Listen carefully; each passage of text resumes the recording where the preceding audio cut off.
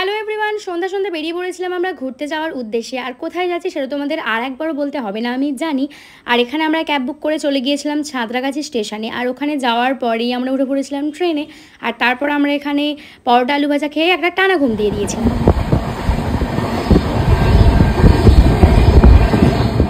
ভোরবেলা তো ঘুম থেকে কোনো দিন উঠতেই পারি না, আর এই যে কোনো একটা কারণে যখন আমরা ভোরবেলা উঠতে পারি আর তখন এই সুন্দর সানরাইজ দেখতে পাই, তখন তো মনটা আলাদাই ভালো লাগে। আর তারপর যদি পাই এরকম সুন্দর সমুদ্র, আর কি চাই তোমরাই বলো।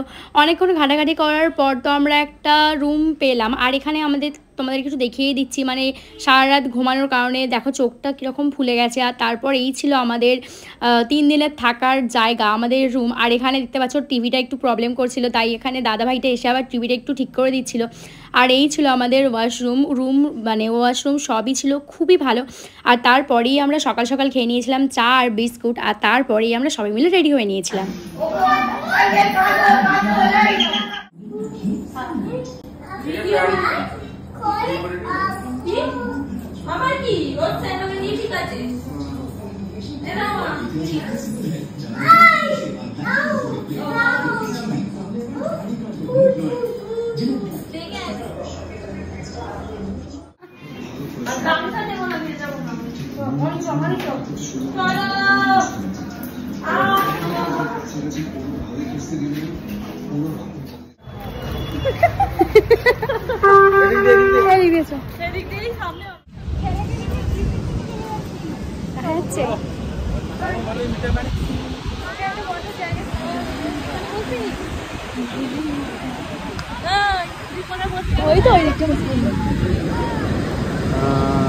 কি সুন্দর ঠান্ডা হাওয়া দিচ্ছে, এই তো এখানে বসবো ওই দোকানটায়।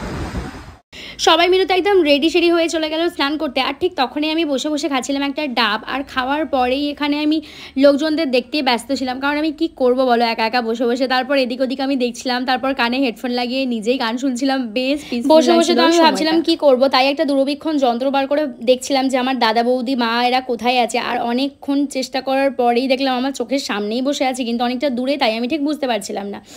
আর এখানে তো আমি জুম করে একদম টেনে আমার ভাইবোকে নিয়ে চলে এসেছিলাম সামনে। আর ওখানে দেখো বসে বসে কী যে বদমাইশি করছে সেটা ওই জানে। আর ও তো খুবই এক্সাইটেড ছিল সমুদ্রে যাবে বলে, ট্রেনে যাবে বলে। যেদিন থেকে যাওয়া হবে শুনেছে সেদিন থেকেই খুবই লাফালাফি করছিল।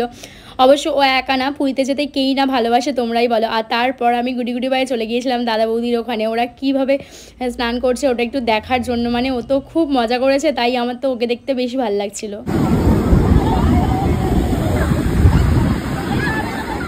স্নান করে আসার পরে আমরা এখানে একটা রেস্টুরেন্টে চলে গিয়েছিলাম। আর ওখানে গিয়ে খাবার দাবার খাওয়ার পর আমরা চলে এসেছিলাম ঘরে। আর এখানে দেখতেই পাচ্ছ এটা ছিল আমাদের রুম। আর আমাদের রুম থেকে একদম দাদাদের রুমটা অপোজিট ছিল, তাই ওদের রুমে নন্টু বাবা বসে বসে কী করছে সেটাও দেখতে পাওয়া যাচ্ছিলো। তারপরে এখানে বিকালবেলা আমি রেডি হতে বসে পড়েছিলাম। আর সবাই মিলে এখানে রেডি হয়ে যাচ্ছিলাম সমুদ্রে।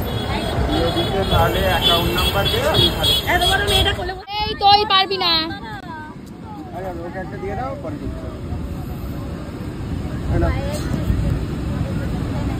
ওকে বিস্কুটও দাও একটা। কি? হ্যাঁ খাবো। নিজের গ্রাম ছেড়ে অনেকটা দূরে ঘুরতে যাওয়ার পরে যদি খুব কাছের বন্ধুর সাথে সেখানে গিয়ে দেখা হয়ে যায়, একটা আলাদাই ভালো লাগে, তাই না? আর আমার সাথেও ঠিক তাই হয়েছিল। নাকের ভিতরে ঢুকে যাচ্ছে।